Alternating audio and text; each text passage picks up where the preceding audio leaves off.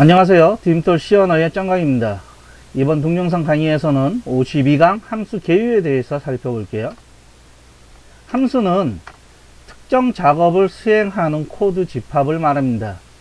함수에 관한 문법으로는 함수 정의문이 있는데, 함수 정의문에서는 함수가 수행할 코드를 정의하는 구문이에요. 그리고 함수 선언문이 있고, 함수 선언문은 함수의 원형을 결정하는 구문입니다.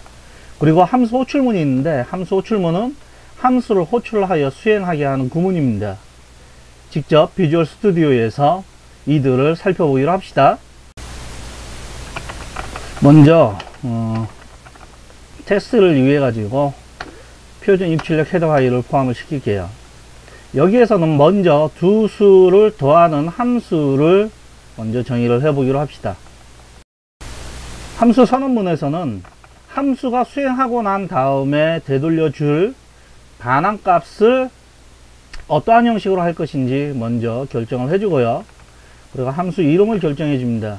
그리고 이 함수를 수행함에 있어서 호출하는 곳에서 전달해 줘야 될 인자를 명시하게 되는데, 두 수를 더하는 함수니까 이와 같이 두 개의 정수 형식을 입력 인자로 받으면 되겠죠. 이와 같은 걸 우리는 함수 선언문이라고 얘기를 합니다. 함수 선언문은 우리가 정의한 함수가 어떠한 함수 원형을 갖고 있는지 컴파일러한테 알려주는 문법이에요. 그리고 이 함수를 직접 정의해 보기로 합시다. 정의문. 함수 정의문은 이 함수 내에 수행할 코드들을 여기에 작성을 하게 되는데,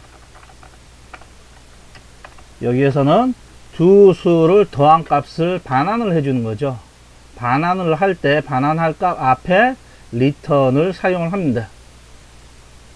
네, 이와 같이 함수를 만들었을 때 이 함수를 필요할 때 호출해서 사용할 수 있어야 되겠죠. 만약에 메인 함수가 있다라고 했을 때 return 값을 받기 위한 변수를 하나 선언하고, 함수를 호출할 때 함수 이름과 이 함수를 수행할 때 전달해야 될 인자를 전달하게 됩니다. 이거를 우리는 함수 호출문이라고 얘기를 해요. 그 값이 잘 동작하는지 한번 확인해 보기로 해요. 이와 같이 해서 수행을 해보면 지금처럼 정상적으로 수행하는 것을 확인할 수 있습니다. 함수 호출문은 필요할 때마다 호출해서 사용할 수가 있어요. 만약에 두 개의 정수 형식 변수가 있다라고 했을 때 해당되는 이 변수를 전달하게 되면, 저 변수가 갖고 있는 값 i는 3이고 j는 4죠. 3과 4를 전달해서 add 함수를 호출하게 됩니다. 결과가 어떻게 나오는지 한번 출력을 시켜보기로 할게요. 실행을 시켜보시면 앞에서 i와 j, 3과 4 값을 갖고 있는 i와 j를 전달했을 때는 그 add 함수에 3과 4가 전달돼서 3과 4를 더한 7이 반환되는 걸 알 수가 있고, 지금 2와 3을 전달했을 땐 2와 3을 더한 값 5가 반환되는 것을 우리가 확인할 수가 있습니다. 이처럼 자주 사용하는 구문을 함수로 정의해서 호출해서 사용하면 재사용성이 높아집니다. 개발 비용을 줄일 수 있는 것이죠. 다시 한번 살펴볼게요. 함수 선언문은 이 프로그램 내에 return 형식이 int이고 입력 매유사 int인 함수 add가 있다라는 걸 컴파일러한테 알려주는 거예요. 만약에 이 함수 선언문이 없다라고 하게 되면 빌드를 했을 때 지금처럼 add가 정의하지 않았다, add라는 함수가 지금 정의되어 있지 않은데 왜 호출하냐 라고 컴파일러가 불평을 하게 됩니다.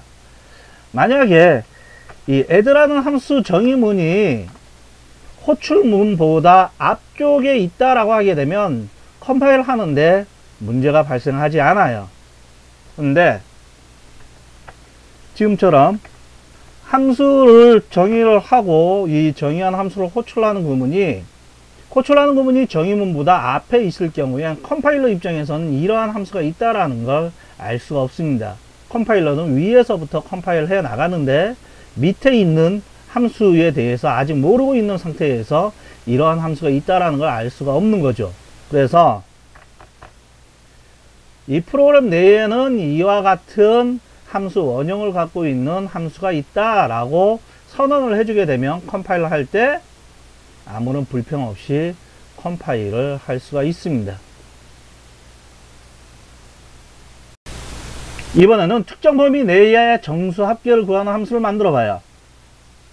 특정 범위 내의 정수의 합계니까 반환 형식은 인투 형식으로 하면 되겠죠. 함수 이름은 calculate sum이라고 할게요. 함수 이름은 가급적이면 동사로 작성해 주시기 바랍니다. 특정 범위 내의 정수를 합계를 구하는 거니까 범위의 시작과 범위의 끝값이 필요하겠죠. 이와 같이 함수를 선언하고요. 마찬가지로 함수를 정의해 봅시다. 함수 정의면은 이 세미콜론이 없어요. 선언문에는 있지만 먼저 합계를 계산하기 위한 지역 변수를 하나 선언하고 반복해 가지고 이제 구해야 되겠죠. 반복문에 룩카운트 변수를 하나 선언을 하기로 합시다. 포문을 사용할게요. lCount는 begin에서부터 시작을 하고 lCount가 end보다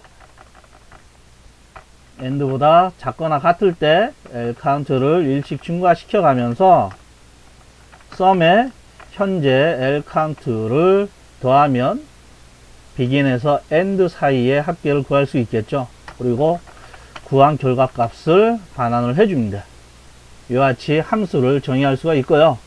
이와 같이 정의한 함수를 이제 호출해서 사용하는 걸 해볼게요. equal calculate sum 1에서부터 100까지 정수의 합계를 구해주세요 라고 해서 한번 그 결과를 확인해 봅시다. 이와 같이 해서 실행을 해보면 1에서부터 100까지의 합인 5050이 계산돼서 반환되는 걸 알 수가 있습니다. 하나만 더 호출해 볼까요? calculate sum 5에서 100까지 합계를 구해주세요 라고 해서 그 결과를 출력을 해 볼게요. 이와 같이 출력을 해보게 되면 5에서부터 100까지의 합이니까 여기에 이퀄로 되어 있네요. 그래서 봐보시면 1에서부터 100까지의 합은 5050이고 5에서부터 100까지의 합은 5040인 걸 우리가 확인할 수가 있습니다. 함수는 C 언어뿐만이 아니고 프로그램에서 굉장히 중요한 문법이에요.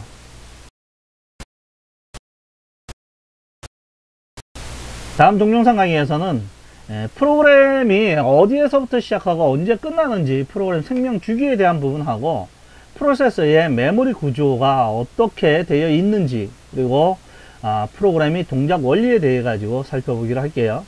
그럼 다음 강의에서 봐요.